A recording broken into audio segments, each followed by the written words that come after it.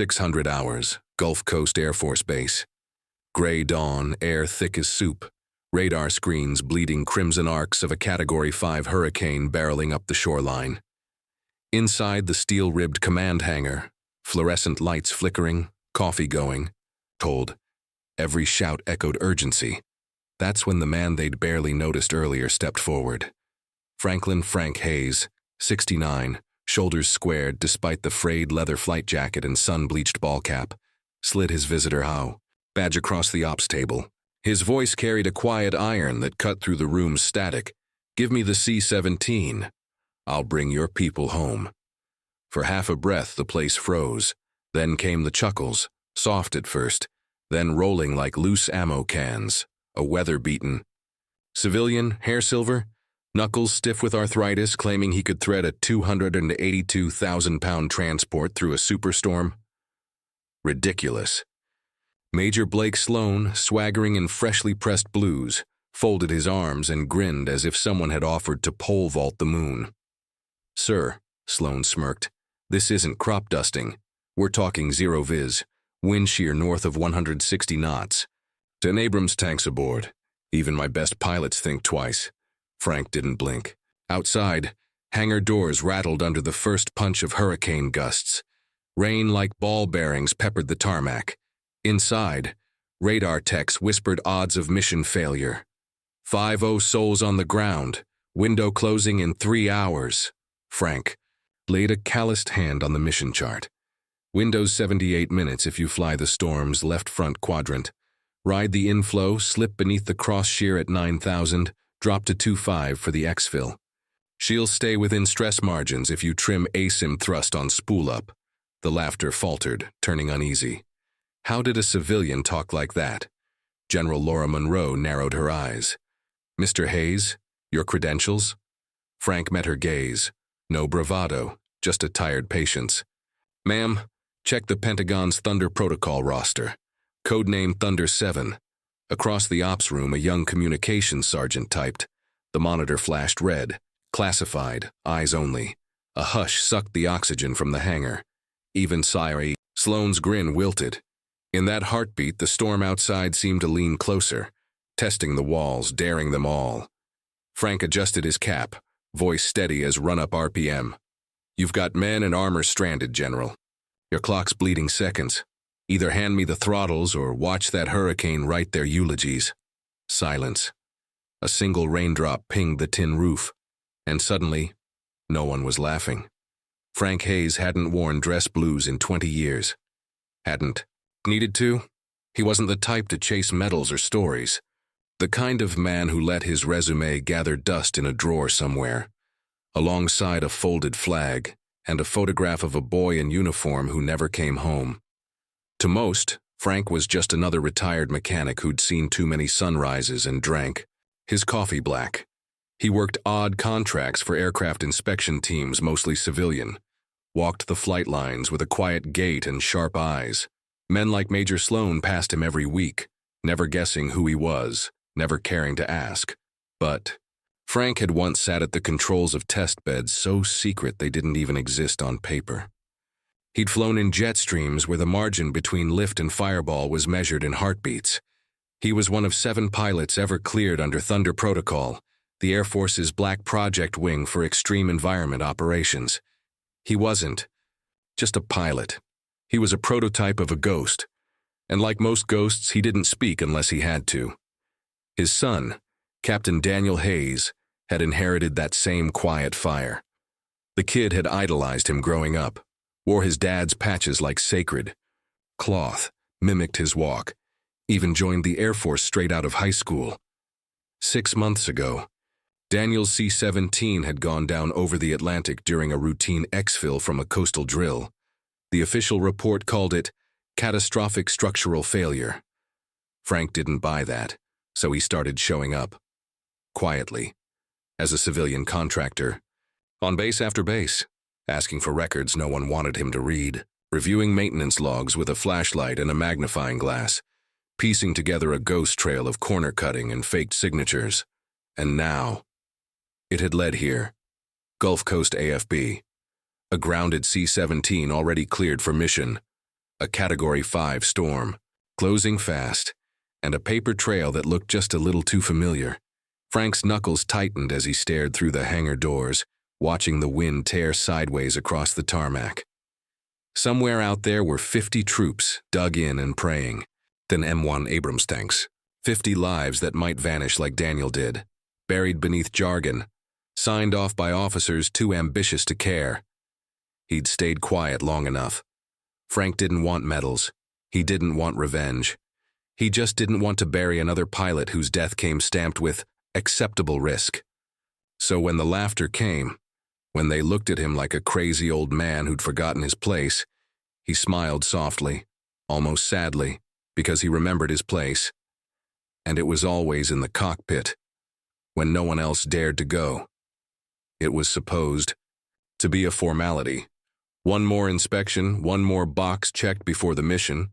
Frank had asked to see the maintenance history of the C-17 designated for the storm op. Not out of curiosity, but out of instinct. And grief. Grief had a strange way of sharpening your senses, turning suspicion into second sight. He was in Hangar 14 when the first flags went up. Hairline fractures along the wing root spars. Slight inconsistencies in torque readouts from the engine. Pylons. Microscopic but familiar. Too familiar. Frank had seen these patterns before, in photographs, in the wreckage report of his son's crash. He traced the maintenance logs backward. 2 weeks, 4, 8. The deeper he went, the dirtier it got. Faulty readings passed off as within tolerance. Visual inspections signed by people who hadn't even been on the base that week. Replacement parts marked urgent and swapped for outdated spares. And, at the center of it all, Major Blake Sloan's signature. Over and over again, approving shortcuts, green-lighting flight readiness to meet deadlines, streamlining, at the cost of safety. Frank stood alone on the maintenance catwalk, overlooking. The aircraft bathed in amber light. Beneath him, a storm plane that wasn't ready. Not truly, and 50 souls about to trust it with their lives. He closed his eyes, breathing in hydraulic oil and old ghosts. If he said nothing, the mission would go forward. The crew would assume. All was well, just like Daniel had. But Frank had made a promise at his son's grave. No one else, Danny, not if I can stop it. So he made a decision. He walked straight into the mission briefing room, mid-strategy session, interrupted a colonel mid-sentence, and placed a printed report on the table, highlighted, underlined, stapled with shaking hands but unwavering resolve. These readings are falsified, Frank said evenly. Your flight plan's based on a platform that isn't airworthy, and if you send it into that hurricane, they won't come back. General Monroe's eyes narrowed as she scanned the pages. Around her, the room shifted from annoyance to alarm. You're saying our maintenance team lied? I'm saying your maintenance team was rushed. Your officer in charge approved it. And unless you want to see 50 caskets draped in flags, you'll ground that aircraft now. Sloan stood red-faced. You have no authority to override flight ops. Frank stepped forward, quiet but cutting. I don't need authority, I have the truth, and if that's not enough, check the last 4 pages. They did. And suddenly, nobody moved.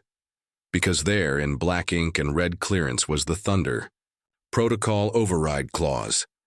In the event of systemic failure or falsified safety data, Thunder-rated personnel may assume direct command of air assets in mission-critical emergencies. Frank looked around. Then he said, I'm assuming command. The room fell into a stunned, unnatural silence. No one breathed. No one reached for coffee. Even the wall clock seemed to hesitate, unsure how to tick forward after what had just been said. General Monroe leaned back slowly in her chair, eyes never leaving Frank's face. Thunder-rated, she said, like tasting the words for the first time. We haven't had one of those in decades. Frank gave a faint nod. There are only 3 of us still alive. I'm the only one under 70. Across the table, Major Sloan shifted in his seat, jaw clenched. His authority was crumbling like wet plaster, and he could feel it. Ma'am, with respect, this is absurd. We can't hand over a mission like this, combat-grade evac under hurricane protocol, to a civilian with a dusty badge and a grudge. Frank's voice came low and even. You think this is about a grudge? I buried my son because someone in this command did exactly what you're doing now. Cut corners, ignored warnings, prioritized schedule over safety. You're not just risking a machine. You're risking lives. Again. He turned toward the screen. Satellite weather updates rolled. Inlet Delilah had intensified. Sustained winds of 175 mi. Rain bands doubling in size. The eye would make landfall in less than 3 hours. There's a window, Frank said, tapping the map with a finger scarred from 30 years of wrenching bolts and flying storms. 86 minutes. One path in, one out. Ride the inflow. Corridor at 9,000 feet. Stay under the shear wall. Land blind with full reverse thrust and let the wind drag us to stop. It's risky, but it can be done. Someone scoffed near the back. Frank turned. You've never flown through a pressure delta that rips paint off the wings. I have. General Monroe cleared her throat. Thunder Protocol gives you command authority, under Clause 7C. But you'll need a verified crew, full sign-off, and a ready aircraft. Not this one. You grounded it. I know just the bird, Frank said. Tail number 2045.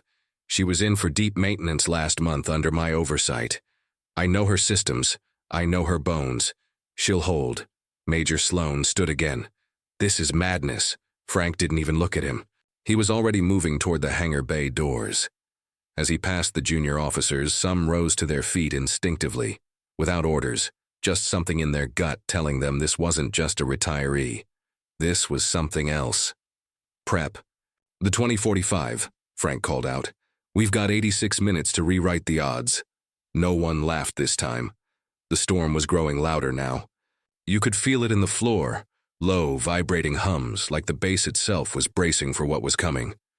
The doors to Hangar 3 groaned as gusts rolled through, tossing trash and stray leaves across the tarmac like warning shots. Tail number 2045 stood gleaming in the dim light. A C-17 Globemaster III, slate gray and squat but powerful. She looked asleep, but Frank knew better. She was ready. She just needed the right hands. Inside the pre-flight room, skepticism still hung like smoke. The assigned co-pilot, Lieutenant Camila Ortiz, barely 30, stood with arms folded, expression unreadable. Frank noticed her eyes, sharp, searching. You flew her before? She asked, voice clipped. Built her, practically, Frank replied. Supervised her first hydraulic overhaul. Recalibrated her stall threshold myself. Ortiz didn't smile. You understand this is technically a combat insertion, right? Not a museum tour. Frank stepped closer. You ever land on a gravel patch in Kandahar during a sandstorm, one engine flaming, 300 souls in the bay? She blinked. No, sir. I have. Ortiz finally nodded, just once. It was enough. But not everyone was convinced. In the observation bay, Major Sloan paced like a trapped animal. He'd been sidelined, officially under internal review while Frank assumed command. But that didn't stop him from sowing doubt. This is reckless, he muttered to anyone who'd listen. We're putting our faith in a ghost. He's past his prime, he's desperate. Dr. Ethan Park, lead flight systems engineer, overheard him. He's the only one in this room who's ever flown through a cyclone and walked away smiling. Sloan's lip curled. He's got something to prove. Park shook his head. No, he's got someone to protect.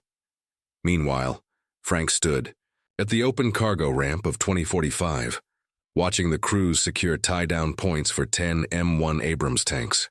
Each tank was 68 tons of rolling steel. That kind of weight in a shifting storm could turn a stable flight into a mid-air disaster. He adjusted the load sheet manually, shifting 2 tanks 6 feet aft, compensating for the wind vector he'd already calculated in his head. The young loadmaster looked confused. Sir, that's not protocol. No, Frank said. It's survival. As the clock ticked down and pressure mounted, Frank caught his reflection in the cockpit glass. Wrinkles deeper, hair white, hands slower than they used to be. But behind the eyes, still sharp, still steady, he whispered to himself, like he had 100 times before takeoff. Let's fly the storm. It unraveled in the span of 30 minutes, just as the pre-flight checks neared completion. Frank was called back to the command center. The air was tight with tension, the kind that made even seasoned officers avoid eye contact. General Monroe stood at the center of the operations floor, hands behind her back. Major Sloan was there too, smirking faintly, standing beside a man. A dark suit with a silver lapel pin. Colonel James Ritter, Internal Risk and Protocol Division. Frank didn't need to ask. He already knew. "We've received a formal objection," Monroe began, "regarding your authority to lead this mission." Frank's jaw tensed. "From whom?"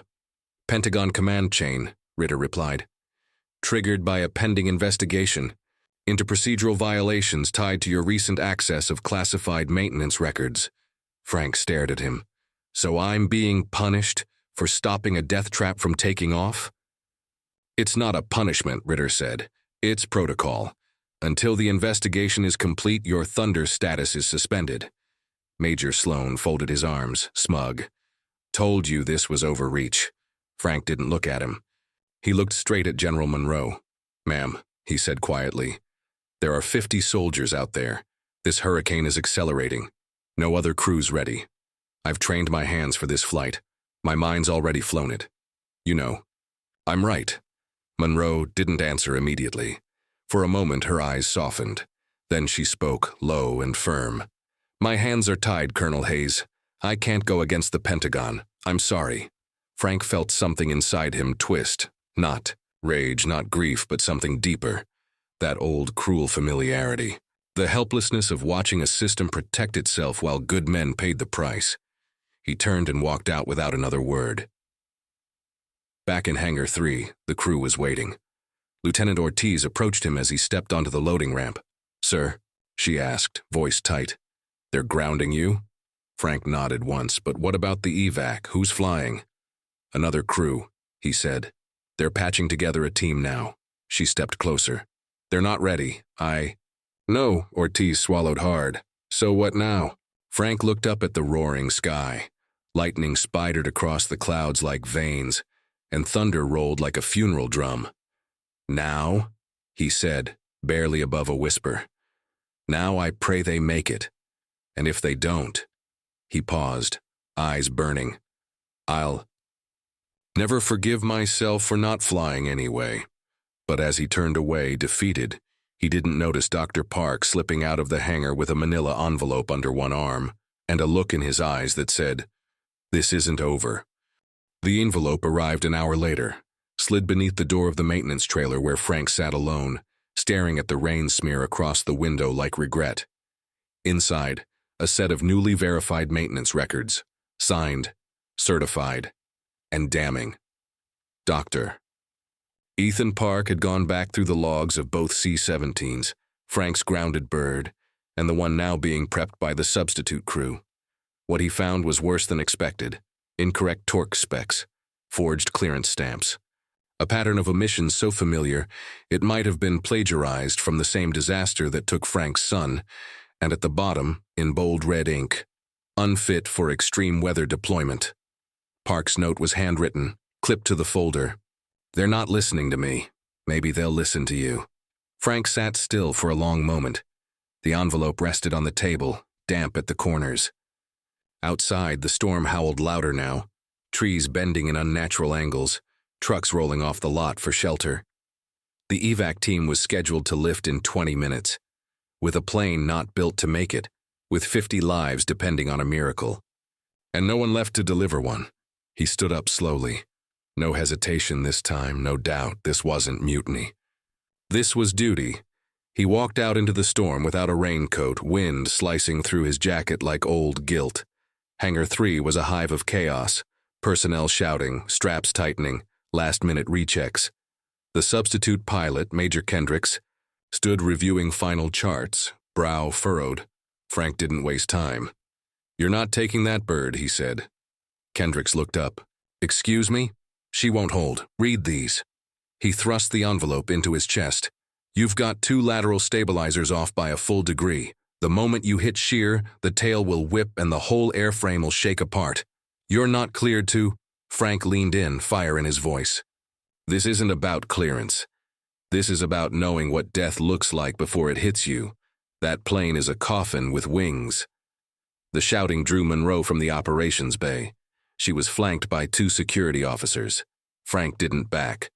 Down. You want to arrest me, go ahead, but do it after you read those records. She took the folder, flipped through. Her face changed, flickering from disbelief to horror to understanding. Who signed off on this? She demanded. Same. Signature is Daniel's crash, Frank said softly. Same shortcuts, same cost. A long pause. Then Monroe looked him dead in the eyes. You still want the flight? Frank nodded. I never stopped. She turned to her aides. Prep Tail 2045. Crew reassign. Colonel Franklin Hayes, command. Lieutenant Ortiz, co-pilot. Dr. Park, join as systems observer. Launch in 12. The hangar shifted. Movement stopped. Conversations froze. Frank stepped toward the aircraft. As he climbed the ramp, Ortiz followed close behind, her voice barely audible above the storm. What changed her mind? Frank didn't look back. The truth, he said, and the fact that we're out of time. The storm didn't wait. It had no reason to. Delilah's outer bands clawed at the coastline with the fury of a freight train, battering the runway with sidewind gusts over 100 knots. Debris skittered like bullets across the tarmac. Tower control had gone to emergency. Protocol. No civilian aircraft in the airspace, no takeoffs authorized except for the evac flight. And even that was pushing it. But inside the cockpit of C-17 tail number 2045, the energy was razor sharp. Focused. Frank settled into the left seat like he'd never left it. The switches, the hum of the systems booting up, the scent of hydraulic fluid and pressurized air. It was muscle memory. It was home. Ortiz strapped in beside him, eyes darting between displays. Systems green. Fuel check nominal. Cargo secured. Frank nodded. Let's fly this thing like it owes us rent. In the operations tower, General Monroe and half the base staff stood in near silence. The hangar had become a kind of sanctuary now. No more scoffing, no more laughter. Just eyes fixed on the runway as one of the last Thunder pilots alive prepared to do what no one else dared. Frank's voice came through calm, steady as steel. Charleston Tower. This is Thunder 7 requesting active clearance, runway 18. The tower paused. Then, Thunder 7, you are clear for immediate departure. Wind at 120, sustained 155 knots, gusting to 18. Godspeed! The C-17 roared to life, surging forward, slicing through sheets of water that seemed to fall sideways. Tires hit standing water, hydroplaned for a breath, but Frank corrected before it could bite. Lift. They were airborne. Inside, the fuselage creaked as turbulence rolled over them like fists. Rain lashed the cockpit glass. Lightning flashed too, close for comfort. Ortiz gritted her teeth. We're riding the edge of stall. No, Frank said calmly. We're surfing the wind curve. He banked left, just enough to catch the inner edge of the hurricane's inflow channel, the one stable layer in a swirling hell. The C-17 dipped, then rose like a whale breaching through pressure. Below, soldiers at the stranded forward post caught their first glimpse, a massive gray bird slicing through the storm, nose down, lights blazing like war drums. Some of them broke into cheers. Others simply stared, mouths open, watching a myth descend. The landing was brutal.